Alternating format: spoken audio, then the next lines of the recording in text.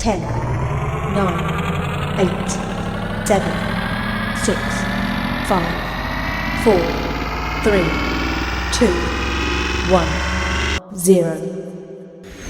Look, up in the sky, it's a bird. It's a plane! There's no need to fear. I'm black, y'all, and I'm black, y'all, and I'm blacker than black, and I'm black, y'all, and I'm black, y'all, and I'm black, y'all, and I'm blacker than black, cause I'm black.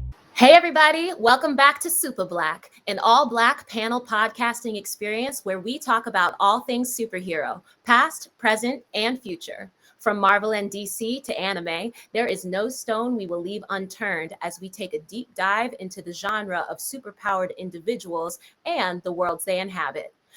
I'm your friendly neighborhood host, Zuri Washington. You can catch me on IG at Zuri with a fringe on top. And I will leave it to the rest of our Supa panel today to take it away. Alrighty, hi, I'm Sheridan, pronouns she, her.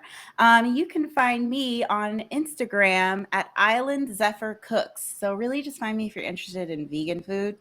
But yeah, Island Zephyr Cooks. Hello, everybody. My name is Jason Williams, he, him pronouns, and you can find me on Instagram at Blue Ranger 83. Hey y'all, I am Corinne Scott, which is also my Instagram name. So you can look at pictures of my dog Nebula and also other things that I find funny. 2 R's, excuse me. Letting me spell my own name correctly. 1 R, 2 N's, and an E. You nailed it. I felt that.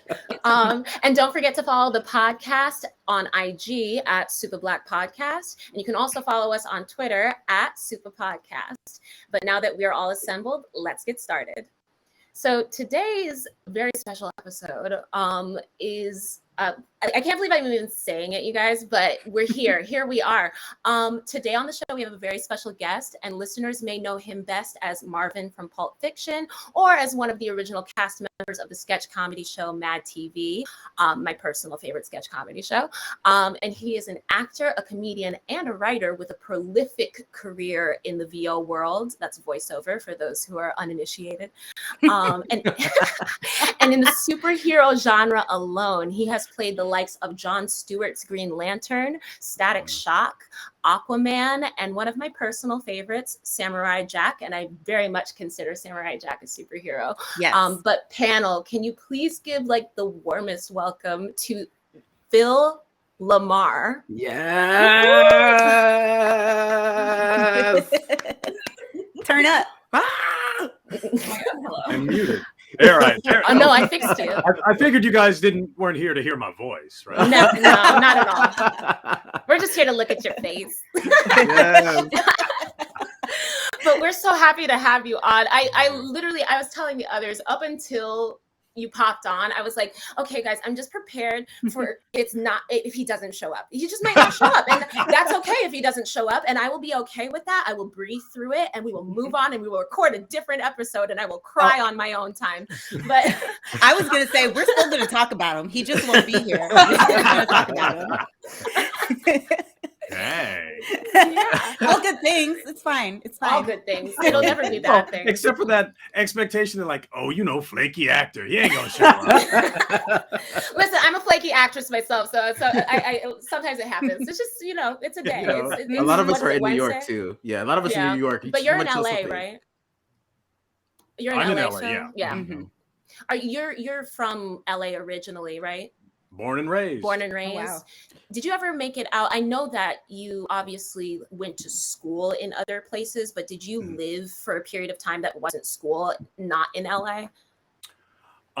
Actually, the only time I've spent apart from LA was I spent a summer in Chicago during college, basically doing an improv comedy pilgrimage. Yeah. Second Can you season. tell and Purple Crayon. Can you talk more about like your whole improv? Yeah. Well, it's interesting because this basically, I won't say the beginning of my life, the beginning of my professional life. Sophomore year of college, friend of mine, that I'd done plays with said, "Hey, why don't we start an improv group?" And a bunch of us who had, were just actors said, all right, sure, we'll try it. And we basically all started doing long form improvisation without ever having seen it. Wow. Which was crazy. Yes. Yeah, we started a group called the Purple Crayon of Yale, and named after that kid's book where there's a little boy, Harold, who makes stuff real from his imagination. He just makes stuff up the whole book. So we figured, okay, that's a good metaphor for us. That's a great metaphor. Yes. I love it. So so we started doing improv at school and started performing shows and had audiences and like, oh wow. And not only was it fun to do working with people that I really liked and respected and getting audiences who really liked us, but the idea, the concepts of improv, going into my 19-year-old brain completely rewired me. Because there's this the principle of yes and. In improv, drama is conflict. Improv is collaboration. The only way to create is to take in what you're giving and add to it. And I'm like, that sounds like a life philosophy. For sure. Yeah. Yeah. And I see. So I know we're talking about improv, but I wanted to go back to, since you were born and raised in LA, because I saw, your first credit was as the voice of Mr. T, and I not he was in Mr. T, like the animated series. Yeah, but he wasn't Mr. T. Mr. T was Mr. T. I was on the Mr. T cartoon. Yeah. Listen, I fully believe that you were the voice of Mr. T, because I was like, listen, you done every voice. Like, I would not put it past you. But okay, but that's still, leads into my question. How were you able to? Was it being in LA and the proximity to it all? But how were you able to get into that in high school at such a young age, and then continue for so many years? Was it the proximity of you being in LA because that you were able to start so young? Yeah, well, it's funny, Jason, because one, it wasn't continuous, but you're absolutely right. There was just absolute fortune, manna from heaven. I mean, because one, I was just a kid doing plays, and a friend of my mother's from junior college, they were single moms together. My mother started working at IBM. She started working as a secretary at NBC, and then worked her way up to head of children's programming. Wow. And this woman named Phyllis Tucker Vinson, who back in the 80s was the highest ranking Black woman in television history. Wow. And actually remained so until 2014. Wow. When Channing Dungey became head of ABC. Wow. Which, we want to talk, well, we'll get into that later. About the shades of power. But the fact that this woman was the highest ranking executive in 1982 and nobody passed her for decades. Wow. Says a lot about our system. Yeah. But yes. But Phyllis was a friend of my mother's, and my mom probably dragged her to a couple of my plays. And so when they were doing the Mr. T cartoon, they had decided to use real kids. Oh my gosh. Okay. And she said, here, why don't you have Phil audition for this? And it's funny because I didn't look at it as the beginning of my voiceover career. I looked at it as a summer job. Wow. That's so crazy. Right. And of course, because they were using real kids, they recorded everything in the summer so they wouldn't have to pay for an on-set teacher. Nice. It all comes down to the money. How cheap it's always money. Yes, it's always money. We keep talking about capitalism in all of our talks, and it keeps happening. It keeps coming back in. But so, yes, you were right, Jason. It was just being in LA. Yeah. And just actually it wasn't even where I was. It was where my mother was. Yeah. And how much time was in that class? So how much time was it then between, because you've done, I mean, you went to Yale, you went to Yale, you were like on MadTV, you did all of these things. Like, where was the timeline then for when you started coming back into voiceover, specifically doing all of these like superheroes and animated superhero series? Well, I mean, for real, it was 10 years Okay. between when let's see, I started doing Mr. T in 1983, went to 1985. We did 3 seasons, and I got my union card out of it. But I had not decided to pursue a career as an actor. Like I said, this was just my summer job. What do you do? I work on a cartoon. You know, and what a flex. But then after graduation, I came home to LA. I'd spent a summer living in Boston and did not like it. I understand. You know there's something wrong when you living in a city and the roughest part of town is full of white dudes. But I came home, and on the plane flight home, I decided, you know what? Let me try this acting thing. I enjoy it. Some people have told me they think I'm pretty good at it. And I either got to do it now or wait till I'm 45 and having a midlife crisis and say, I never tried that. So then, that's, late 80s. And it wasn't, I didn't get back into voiceover until MadTV. When they started doing these claymation and also animated pieces. I remember that was those. the first time I got back on a mic. And, realized, from that point, I had gone from improv, came home to LA, started doing the Groundlings, as a way to bring some improv back into my life. But that led me into sketch writing, doing characters, and that led me to MadTV. And then I realized, okay, improv choices, being able to jump, swing whenever, and doing sketch characters, all that fed right into voiceover. It's like, because in voiceover, they need you to do at least 3 characters because that's what we're paying you for. Again, back to capitalism. Yep. There it is. Would you say all the impersonations you did on MadTV, obviously you were Michael Jackson, you were Prince, and, so many things. All of that. You don't forget Chris Rock. How can I forget Chris Rock? Sorry. Never. But all of doing impersonations, how much of that feeds into your voiceover work and finding the voices that you do in the future? Like, can you speak more to finding the voice, like finding those voices that we love? Well, I think the relation between impressions and my voiceover stuff is really more about just having the ear.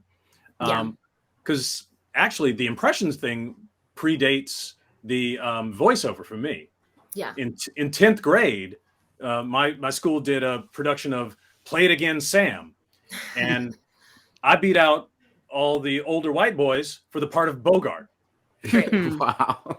Because I could do the best Humphrey Bogart of anybody in their school. Wow. Yes. And I love that.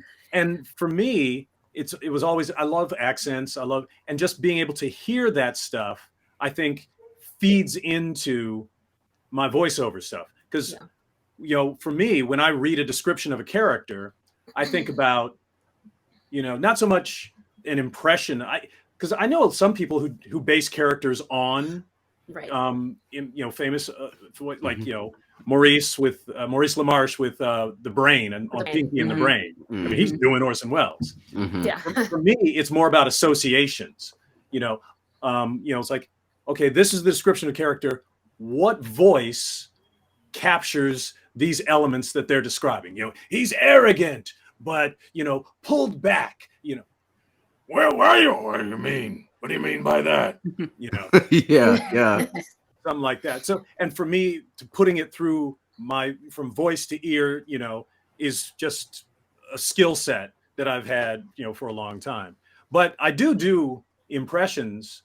I've been very, very fortunate over the years to get jobs that people way more famous than me didn't want to do no more.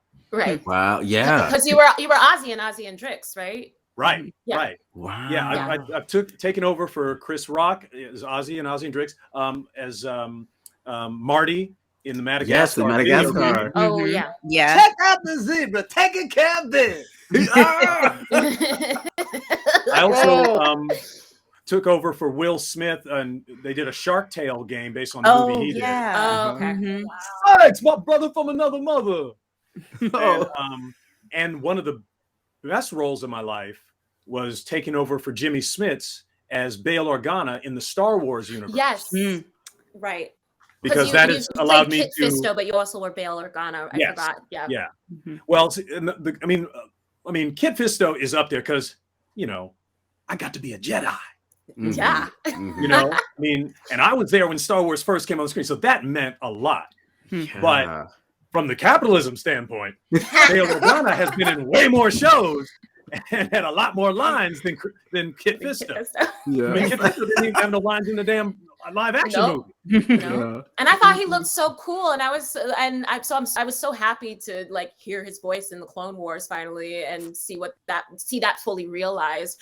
But I've seen you talk about because all the amphibious creatures, or a lot of the amphibious alien types, are of a Caribbean kind of dialect. Do you have a Jamaican background? Do you have a Caribbean background at all, or is that just something that your ear just clings to, and that you're really just good getting out of thin air? Yeah, no, I do not have that background. But I mean, as a Black actor in the late 80s, early course. 90s, you had to be able to do every voice that came out of anybody that looked anything like you. Mm. Yeah. Mhm. Yeah. I mean, it's funny because I'll joke with because you have this whole group of people that are your lobby friends, people who we all came up auditioning together and stuff, and we'll all joke about is like, oh, remember when we went in for Cool Runnings, and everybody had to figure out how to do their Jamaican accent. That reminds me so much of some of us went to college together, and it was a predominantly in a theater program, predominantly white theater program, and learning dialects. They would put us in a separate room to learn Jamaican, to learn, oh well, like you won't need these accents. You focus on these blacker accents in this room. I don't know by if you'll need yourself. Italian or Russian. So You maybe don't you need should. that. Do you want to learn East African or like? Oh my God! So many It's things. just, and it's so funny hearing you say that, because like, oh, that's that thing. It's that thing of like, well, you're only going to do black accents, so. And this Right. is well, actually, probably when you were coming, that didn't make as much sense. When I was coming up, voice acting was not a job description. Yes. So, I mean, but for when you guys were doing it, that didn't make no sense. Yeah. you go to a theater program, and theater is so far behind TV film. Very much so. Yeah. I mean, The Music Man on Broadway right now, not to knock it, but it's 3/4 white and then 1/4 everybody else. Oh, Anything else? And which I'm sure they consider wildly progressive, because They do. every other Absolutely. production of Music Man prior to now was all white. Was Yeah. that way? Yeah. Well, I can't wait for that new production of Oklahoma. Yeah. Where they got Tulsa in the background. Ooh, Okay. I would right. love to see now that we know actually there were happen. black people in Oklahoma, so I guess we got to put them in there. Right. I mean, that was the whole thing in Watchmen when they did Oklahoma at the beginning of the Yes. entire series. And I almost forgot about it, but how could I forget? I was screaming, laughing when they were Yes. just like, oh, Oklahoma. Stupid. And they said, we're going to see Black Oklahoma. You want to come? Okay. There was an all black version of Oklahoma though There done, was. I believe in 2020 at the Denver. Or Was 20, it- I think it was 2019. But 2019. It was at Denver In Center. Denver. Yeah. Mhm, Denver Yeah. Center. And why not? And why not? Why not? Exactly. No, but no, Sheridan, that is interesting what you're saying about the siloing of Yep. things, especially in on camera. I mean, that's a huge factor, which is interesting because that may, in a generation be starting to change. Because I've been talking a lot over the last 2 years, since all that stuff went down with Big Mouth and Central Yeah. Park, Central Park. about you know, representation in, you know, voiceover and performance in general. And, you know, and it's also, you know, gotten into the what you're talking about authenticity. And it's like, are you Jamaican? It's like, no. And it's funny because when that hit, you know, first hit, there were a lot of people like throwing my name around. It's like, well, Phil Lamarr voices white characters all the time. Why can't they voice black ones? Like, and I mean, Keep my name out of your mouth first. if you up there trying to, you know, create a bunch of false equivalencies, keep my name the F out your mouth. Right. Yes. And, you know, and that was the only social media thing I said about it, because it's such a complex, you know, conversation. It's like, It is. you can't have this in 240 characters. Yeah. No. I was going to ask you how you felt about that, because I know, you know, I just started getting to voiceover myself, and I've found that people are now actually actively looking for like the specificity. Oh, you are a black gay man. We want a black gay man to do this, right? And it feels like there's so many more opportunities. Are you noticing that in the room when you're going into these jobs? Are you just noticing that it's starting to get there a bit? They're starting to do more of the work? Yes. Well, there's two aspects to that, Jason. I mean, there's one, the representation aspect. Let's bring in more different kinds of characters into this project. Right. You know, instead of just having everybody sound like white dudes. Or sometimes a white dude doing a woman's voice. Right. You know, which for 30, 40 years is what it was. Right. You know, but then when you get into the authenticity thing, it starts getting a little tricky. You know, it's like, okay. I mean, the way I approach it is there's at least three aspects to it. There's the principle that in all things being equal, any actor should be able to portray any role that they can believably bring to life. Which means on camera, I can't play a basketball player. Ain't nobody gonna believe that. Right. You know, but then there's the pragmatic part. Well, the part of that principle is all things are not equal. Right. And that's what that's what we're working towards now. You know, with all the diversity initiatives, it's about bringing in more voices, and that makes things better. Now, the pragmatic aspect of, you know, the whole you know, representation voiceover thing is white dudes taking, you know, 95% of the roles are for white men. So as a, you know, black man, when I'm competing for a black male role, if I'm competing against the 35 black dudes and the 6,000 white guys, I'm not going to be able to make a living. Right. So for me, that's just about fairness. You know, there's an aspect of the authenticity in casting that's just about fairness. You know, it's like, you know, Kristen Bell, open that role up to, although, okay, sorry, I'm making the mistake that I'm mad at most people for making. It ain't about Kristen Bell. Right. Actors don't hire themselves. No. Exactly. Yeah. Actors do not make casting decisions. That's right. It's the producers. You know? Yeah. Preach. Say it. You know, and that whole thing about what is a believable role, that goes back to who is making that decision. If the person making that decision has written a Caribbean part, but don't know nothing about the Caribbean, and they're deciding who's best at it, that I mean they're not qualified to make that decision. But then, now this is what we had back in the 80s and 90s when nobody was trying for representation and diversity. And this is what a lot of us learned. Like, if we make a stink about the fact that voice sounds terrible, they just gonna turn the character white. Because that's easier. Yeah. It's the default. Yeah. You know, but now, you know, with the perspective we have now, more people understand the value of, like, I mean, if somebody hands, you know, a sheet of characters and they're all white, everybody now goes, Yep. Right. Mhm. you know, Yeah. which when I was coming up was not the case. Yeah. Right. You know, I mean, we did it. Like, how the hell Woody Allen knew the movie in New York ain't no black people in it? But that was Not never nary the a New York Times Negro. review. Yes. Kind of segueing from this particular Sorry. conversation. No, this No. is perfect. This is perfect. But kind of tying into that, how did you get involved in Samurai Jack?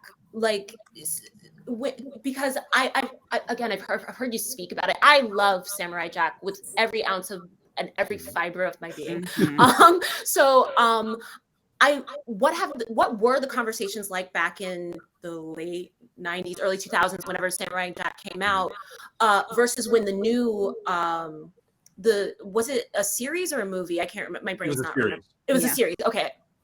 When the new series came out, what were the conversations surrounding that from your end? I'm just curious, because obviously you're playing a ancient Japanese warrior, and all that stuff. And I think that I feel the utmost respect was given to the role. It doesn't feel like a stereotype. It doesn't feel surface level. But that being said, I'm just curious what conversations that you've been a part of that shaped Samurai Jack.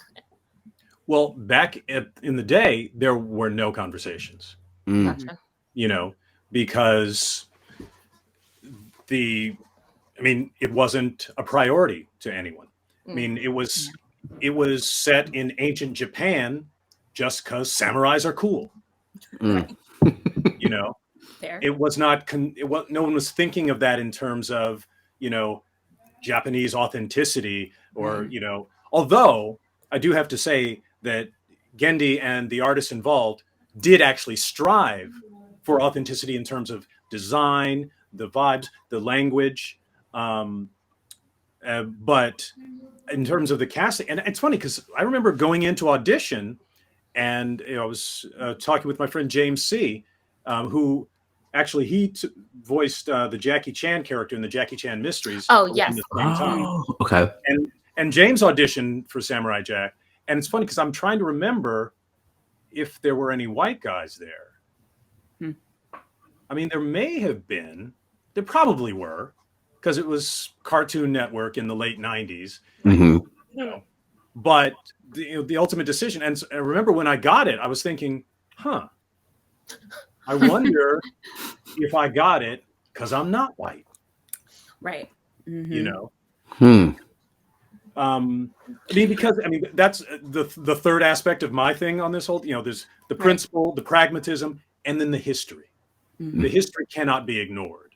And when you have, you know, people from the predominant culture taking on, you know, black roles or Asian roles, there is a strong negative history that cannot be ignored. Yes. Right. You know. Yeah. Mickey Rooney. Exactly. And fortunately, it was, you know, Mickey Rooney, not Sidney Poitier. Otherwise, I wouldn't have got the job.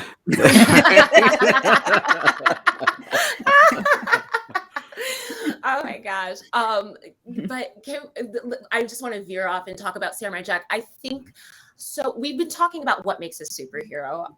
For you, I know you're a huge comic book fan, huge comic book collector, avid comic book person. What makes a superhero for you? How are superheroes forged in the fire that make them superheroes and not just like regular Joe Smo who might help out the lady who got her purse stolen? Ooh, that is a really interesting question, Zuri. Like, what makes someone to me, what makes someone a superhero is their declaration. That's to me, that's a self-identification thing. You know, because is Harry Potter a superhero? He's got power. He's fighting evil, but he's not a superhero. Right. Yeah. You know, but it's funny because I mean he's kind of a similar thing to Peter Parker, but like if Peter Parker had been like sent off to boarding school and used his spider powers just to fight all the stuff here and Andover. Right. Yeah. Did you? Sorry, Jason. Oh my were you gonna God. say- Oh no. no. All right, come on, guys.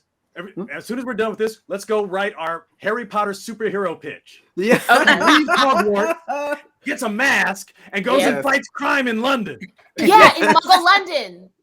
Oh In my Muggle, goodness. Muggle London, yes. I feel Muggle like London. that's a play. That makes so much sense to me.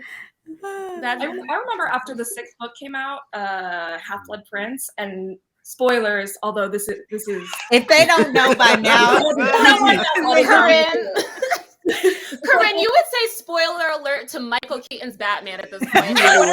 Just in case. Like, spoiler alert, Mayor Adam West did this. it's so sweet and thoughtful. It's so sweet and thoughtful. But like, if they don't know by now, it's Right?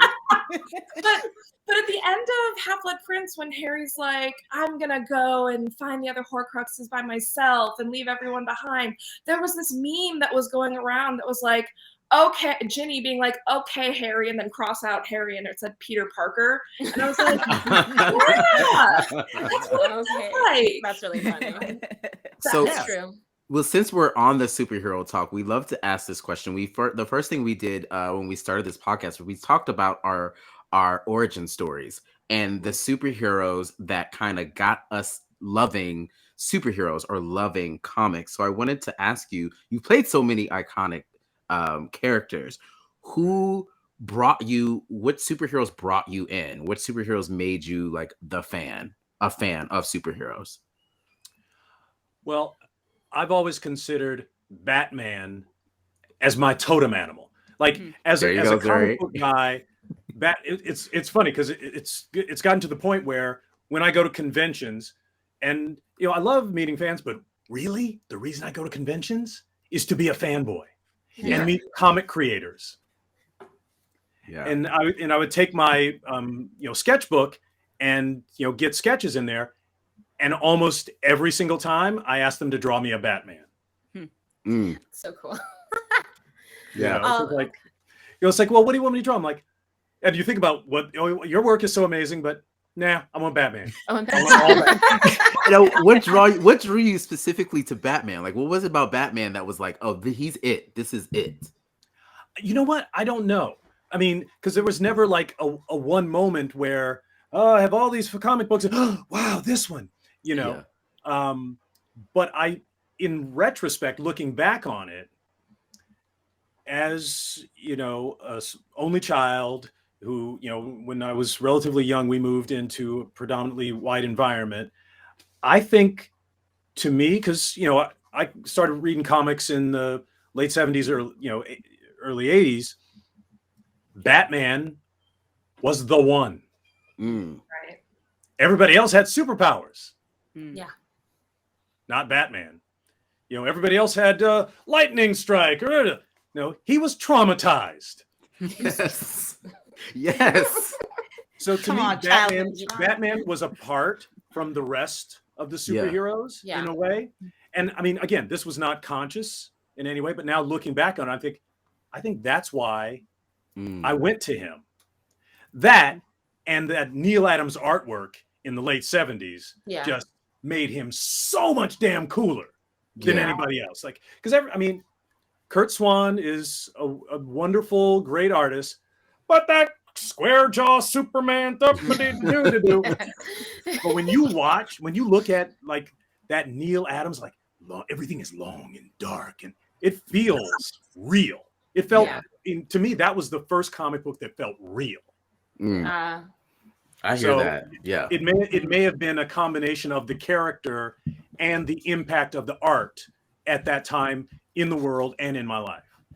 Yeah, graphically, Batman has always been so impactful on, like, it translates to the movies. They're also, the darkness in the Gotham skyline, or in Batman the Animated Series, that when they talk about how they made the Gotham skyline, when Bruce Timm is talking about how they just took black construction paper and just put it in the back. Like, and I'm like, yeah, because, and it's just, Gotham itself is like a creature. It's a person. It's a whole thing unto itself, and I think that's what I love. I love Batman. I could talk about Batman all day. I have the coffee table book. But of course, it's the one role I can never play. What? Because I sat next to Well, Kevin you played Conroy. well. I sat next to Kevin Conroy for 4 years. Ah, He And is the voice of Batman. He Yeah. is. You're 100% correct, and I live and breathe by Kevin Conroy. And if he's not in something, I kind of cry, but I'll still watch it. But like, but you're 100% correct. And if they were ever to cast me as Batman, or I had to audition for Batman, the only thing I would do is my impression of Kevin. yeah. Like I've heard Kevin Michael Richardson talk about when he played the Joker and talking about how he was like, I don't want to do what Mark Hamill did. Like, what you like that sounds scary. To try to take up that mantle.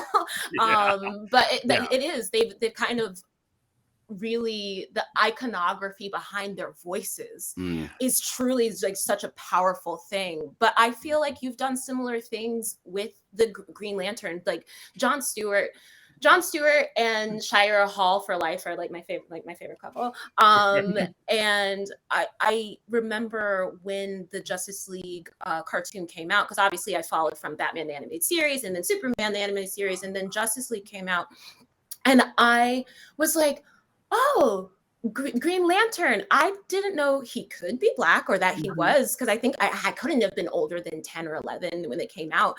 And I was just so entranced by everything, and like the command that he had, and the voice, which is you, and you're here, and I'm just like, and I just, how did you get involved in being a part of the Justice League series? I auditioned for it just like everybody else, and this is an interesting story, because I remember being in Salami Studios, waiting my turn to go in, and the person who went into audition before me was Dennis Haysbert. Now, I don't know if you guys know Dennis. I do. He's the president. Yes, the president of 24. He's on those Allstate commercials. Oh, yes. We know Dennis. Uncle Dennis. Dennis is, I mean, you look at Dennis, he is Jon Stewart. Yeah. I mean, he looks like a gosh dang Bruce Timm drawing. He's got that huge chest, that deep voice. And I'm like, so he went in, I'm like, the role is him.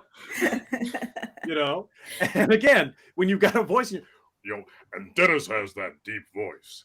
Oh, so when I went in, I'm still hearing Dennis's voice in my head. But when talking with Bruce, they told me a little bit about his background and stuff. So I actually did layer in, because they said, John is a former Marine, from Detroit. And I'm like, oh, my dad's from Detroit.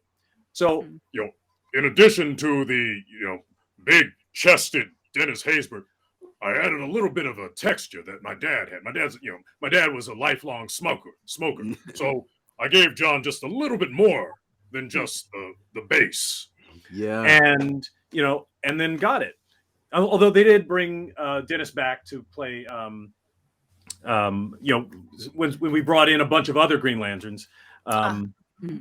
So, it's funny, because there were some times in that room where there was so much bass going that like the walls would ring. Right. You had Kevin, you had Carl, then you have Dennis guesting, or some other guest. And everybody, Kevin was down here. I was over here. Everybody, just like people wouldn't even wear their headphones. They're just like, we can just feel it through our feet. But speaking of kind of rolling to the next one, but like, I know that you said that you based John off of your father, but you say that you always feel the most connected to Static, because Static was the most like you as a teen. So can you speak about Static Shock? I know that Michael B. Jordan is producing the movie that's supposed to be coming out, and that's really exciting. And I again loved Static Shock, because that was at the same time where WB11 was my jam. Like I would just every Saturday morning I would watch that and the Zeta Project, and like all those good times on on WB. But yeah, Static. My brother had a question. I'll start with this question because my brother had a question. He couldn't be here today. Because obviously in the comics it's Static. It's not Static Shock. So can you speak to why it's called Static Shock? Just like no. At all? The character is not called Static Shock. He's just called Static. Right. The show is called Static Shock. Right. The show Got is it. Okay. yeah. Because if you had a thing that just said Static, it doesn't sound as much like the title. Right. And people were That's like, what I thought. "Oh, is the TV not working?" I think what it was, it was too amorphous. Gotcha. So from a just branding 100%. aspect, Static Shock sounded like something was happening. Yeah. And the thing was, back then, the milestone audience, I mean, the comic book audience was very narrow, and unless you were the big three, Superman, Batman, or Wonder Woman, people watching TV, there was no recognition of these titles. You couldn't put on a I mean, I don't even think back then you could have done The Flash. Most people would have been like, what? Flash? What? Somebody can take her clothes off? But Zuri, before we go deep into Static, which is super special to me, I do want to mention, because you had mentioned the Shiera and the John thing, and I got to give a shout out to Bruce and the guys and all the folks behind Justice League. That was diversity in action. What was most fascinating about it was driven not by politics, but by a desire for excellence. Because as an old school comic book dude, I asked Bruce, I'm like, why is it John and not Hal Jordan? He's like, well, just didn't want to have 7 white people saving the universe every week. Because to him that was boring. Yeah. That wasn't. And the thing was, it added, so many levels and layers of texture. Like for instance, when you get to, the Thanagarian invasion, because they cast, Maria Canals, a Latinx woman as Shiera, then all of a sudden, all of the Thanagarians are Latinx voice actors. Now, so they all have something, that connected them vocally, and set them apart from the Earth characters. Right. And again, it was very subtle. Nobody was, none of them were speaking Spanish. Right. But there was a texture, a unity that, that added to the tension between the invading force and the defending force. And that's just great creation. Yeah. So anyway, back to, Static came before Justice League. Right. And Static was my first time being the lead on a cartoon. Oh. I didn't realize that. Yeah. And it was, that was super exciting just to start. Yeah. But also, as a comic book head, you're a little kid reading comics, you always dream, oh, what if it was me? And Static is kind of that. Yeah. And that's, and also just working with such, fantastic cast, Kevin Michael Richardson, Jason Marsden, Michelle Morgan, Danica McKellar, and great creators. Andrea Romano was our voice director. Andrea Romano, so loved. Oh yeah. Oh my God. Yeah, It's phenomenal. There are a lot of fantastic voice directors I've worked with over the years. Of course. And there are a lot of great basketball players. Andrea is Michael Jordan. Yeah. 100%. Yes. Every time I see her name at the end of a credits or at the beginning of a credits, I'm like, oh, this good. We're good. I'm gonna settle in. Buckle in. Like, all right. And it's fascinating because a casting director, a voice director, and a lot of times they just work for people, and their job is a go-between. But when you look at somebody with that level of quality throughout, decades of work, it's like, okay, that's not a coincidence that she just worked on all of these amazing shows. It's like, you can tell she had an impact, and working with her, you realize what that impact is. On Justice League, we had, sometimes they'd cast on-camera actors that people were, fans of, but had never done voiceover. Yeah. Andrea made them amazing voice actors. She could get a great performance out of anybody, which is not easy to do. No, voiceover is harder than people give it credit for, because you just they're like, oh, you're just sitting behind a mic and you're just but like, to be able to convey the emotion you need to convey like that you're angry, or that you're suspicious and not angry, or that you're like it's just so much harder. And so I always have to, I always have to tip my hat to everybody that does VO like on a consistent basis, because you really found like the niche that you have to get into to be able to do that, that kind of acting. The best actors are not necessarily the best voice actors. We had people come on Justice League who I'd seen be amazing on camera, right? And then they sit in there and like, oh, dude, did bro have a stroke before he got here? Oh no! But it's funny because it took me about 4 years of doing voiceover as my primary thing before I realized, it's hard to read words off a page out loud and make people feel something. Because most of us, like, if you go over to the side, messages from audience will display here. Like the default as a human being when you are reading text is you go flat. Right. You just go eyes to mouth. You just sound like Siri. Brain and heart get left out.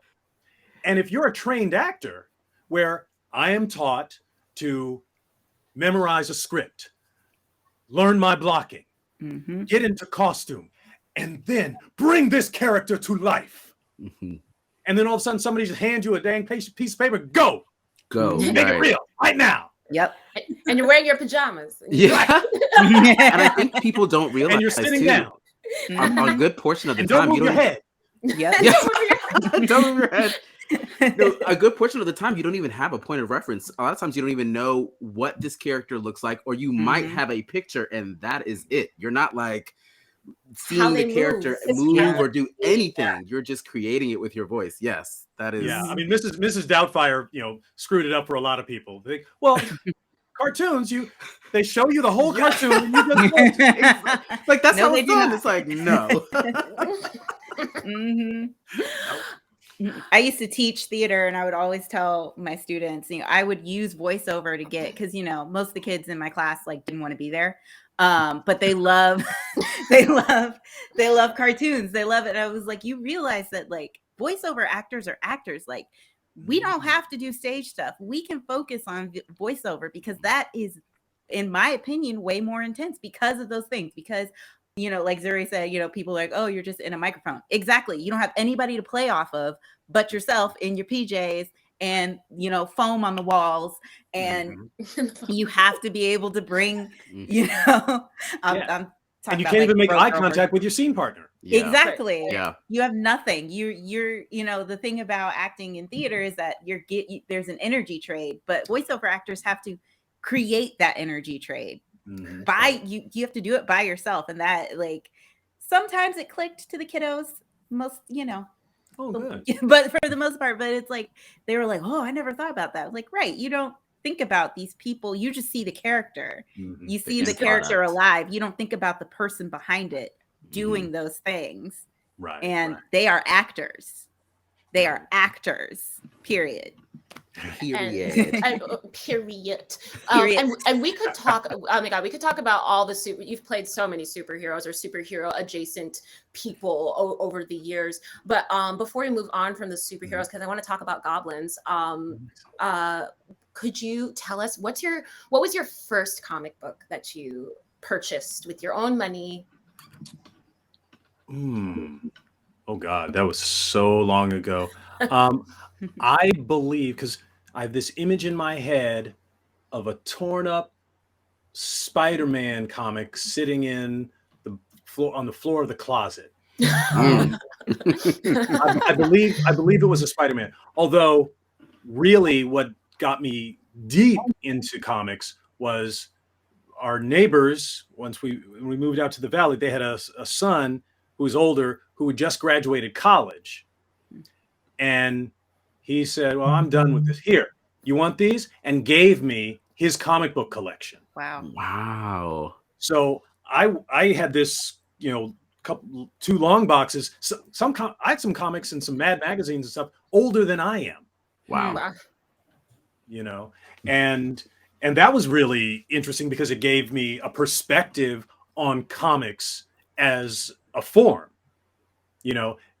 other than just the stuff that you could go, get at the, where I'm trying to remember where, because you couldn't get them in a market back then, not in a bookstore. Yeah, there were just a couple of little like liquor stores or something that had comic books. Mm-hmm. Most of them were Archie's. Every once in a while, you had some DC and Marvel. Yeah, amazing. Spider-Man. We've been talking about Spider-Man on and off, but we can't talk. Well, obviously, you were also in the original trilogy. You were in the first Spider-Man as one of the train people. I was in, or the second, or was it the 2. second one? Sorry, the 2nd one. First trilogy, second movie. Yes. That's what I meant to say. And I always am like, I watched it the other day and I was like, there's Bill.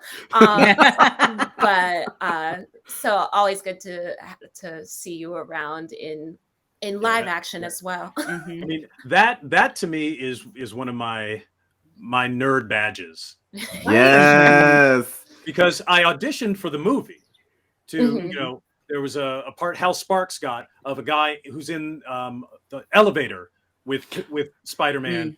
It's like, oh, nice suit, whatever, and I didn't get it. But 2 months later, they called and said, hey, we want to know, is Phil available for this? We got a part, it'll be a couple of days. Oh, what's the scene? Can't tell you. Oh, what's the part? Can't tell you. It's like they would not tell us anything. Yeah. I'm like, it's like, but I'm like, I got a chance to be in a Spider-Man movie. Yes. Right. Is there a favorite series that you got to be a part of? Like, is there a favorite, like you do have like one that's just like, I know you said that was like nerd badge of honor, but is there like one series that you voiced or been in that you're like, nah, this one? Oh gosh, that's tough. I mean, I've been so fortunate to have, I've got a handful of things that, are once in a career. I mean, between Justice League, Samurai Jack, Static, Futurama, I mean, just working with amazing creators, and getting to do it for a good amount of time. I mean, those are just gifts that sometimes you can go a whole career and never experience that. You can make a living doing crappy stuff. It's like, I bought this house. Bought that But being able to, have worked with Gendy Tartakovsky, Dave Filoni, Bruce Timm, I mean, any one of those would make it worth, all the ups and downs of being an actor. But to be able to do, to have multiple, so it's hard to pick a favorite. Totally. I always say my favorite job is my next one. Okay. Speaking of your next jobs, though, that's a great segue. Come on, segue. I've been reading a little bit about, and I'm going to read into the comic because I hadn't heard about it before doing a little research. But Goblins, which is based on a web comic, right?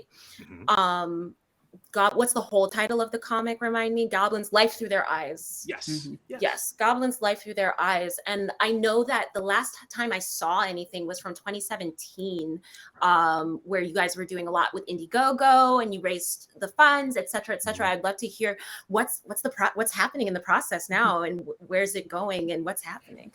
Yes, I mean, this has been, it's weird after 20 going on 30 years in animation to suddenly be learning about animation is very humbling. Also learning about crowdfunding, and that was less humbling than frustrating. But yes, my partner Matt King and I, working with Ellipsis Stevens, who created the Goblins comic, to develop it into an animated series. And initially, what we thought was, here, I'll call some of my voiceover friends, some folks who dabble, like casual terror. Jennifer Hale, Billy West, Jim Cummings, Deborah Wilson, Matthew Mercer, amazing people. And we were going to get the cast together, then crowdfund money and make the cartoon. But then we said, you know what? No, let's try to sell the cartoon and have it be a full. Well, also we realized how much damn money it takes to make. Right. I mean, we raised a good amount of money. It's like, okay, that'll get you 6 minutes. What? Oh Lord. We got a 10 episode script. Oh dang. Wow. And, I mean, animation is amazing. I mean, because it takes so long. Yeah. It takes so many people, and and the process is.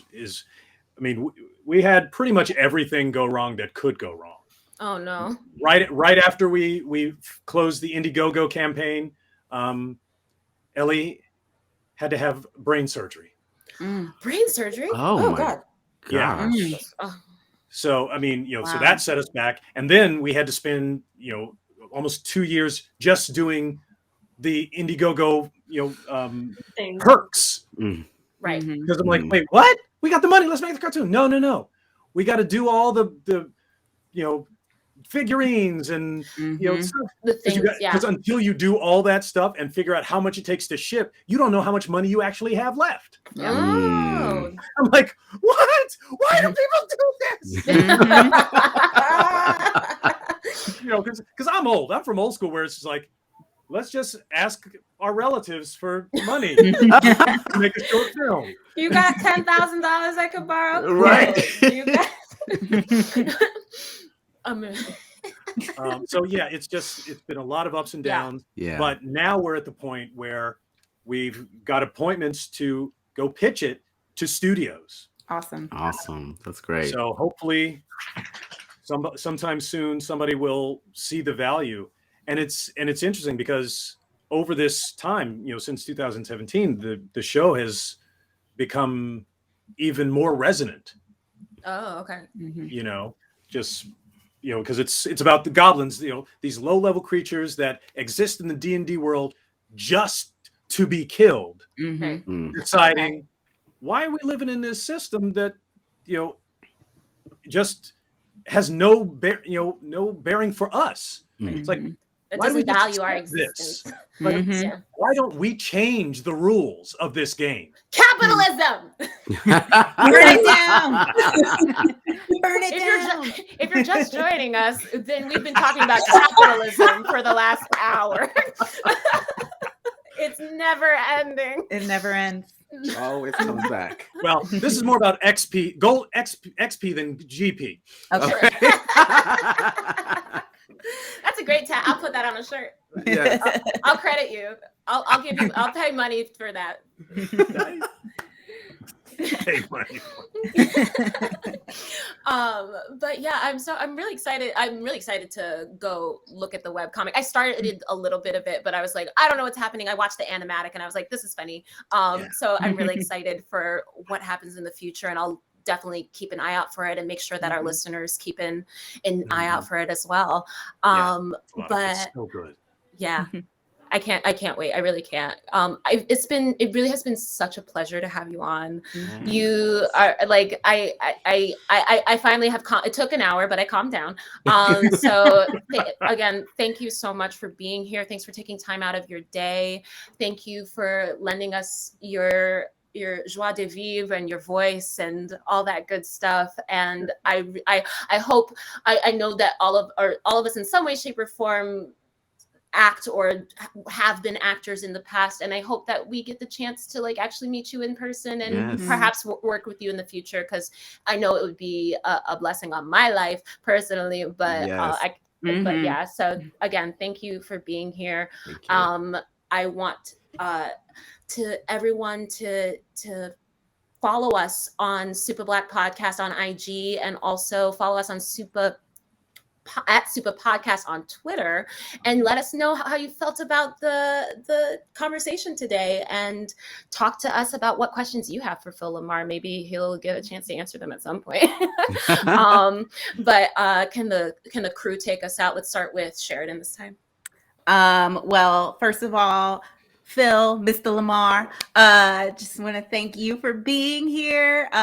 You are a huge part of my childhood and adulthood and futurehood, hopefully elderlyhood. Keep it going. Thank you for being here. My name is Sheridan, pronouns she, her. If y'all like vegan food, follow me on Instagram at Island Zephyr Cooks. That's in Island Zephyr Cooks. Look up, Google how to spell Zephyr. All I got. Jason. And once again, thank you so much to Phil Lamarr. Just thank you for your talent. Thank you for sharing that with us. We're really excited to have you here. I'm not ashamed to say that I was slightly intimidated, and I'm so happy that we got to have this like chill conversation. This was totally awesome. So my name is Jason. Pronouns are he, him. Find me on Instagram at Blue Ranger 83. Hello again. My name is Corinne Scott. Thank you to Phil again. I didn't get to mention this, but we actually met at New York Comic Con 2019 at Black Heroes Matter, Nice. where I asked you a question because my agent was submitting me for a lot of house slave roles. And one of the other content creators said, well, just make your own content. And you were like, okay, but also rent is still due. Like, keep that at all times. So thank you so much. You can find me on Instagram at I am Corinne Scott, 1 R, 2 N's, and an E. And as always, I'm your friendly neighborhood host, Zuri Washington, she, her pronouns. You can follow me on IG at Zuri with a fringe on top. Again, follow us at Supa Black Podcast on IG for the podcast, or you can follow us on Twitter at Supa Podcast. Again, panel, let's clap for Phil Lamarr. And I'm gonna be that person and ask, would you be willing? So I wrote a little tagline for the podcast that is written in the style of a lantern speech. So like, kind of like this, the rhyming scheme and all that good stuff. So could you please, it would mean a lot to me if you could read this. I'm going to put it in the chat and it's going to pop up underneath. If you could read that for me as GL, that would just make my life. And I would just like keel over and sleep for the rest of this year, which is only 3 days, but Yeah. Of course. Actually, I was saving the Jon Stewart voice, Zuri, to say thank you for having me on the podcast. But this will be even better.